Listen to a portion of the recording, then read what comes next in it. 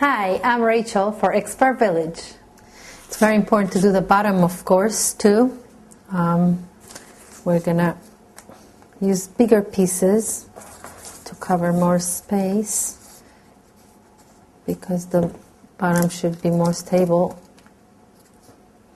should hold more, I should say, than the sides. So I'm just gonna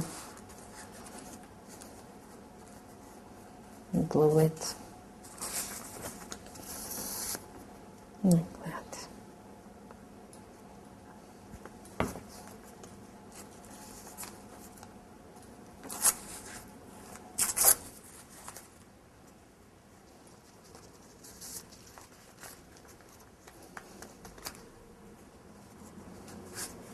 And as you can see, I have the edges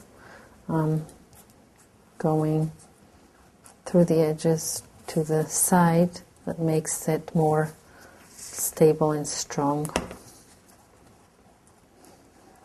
Okay, another layer. Here. I'm gonna go on the sides. I'm just going to do one strip around it to make sure that it holds. So I'm going to take newspaper and just go around.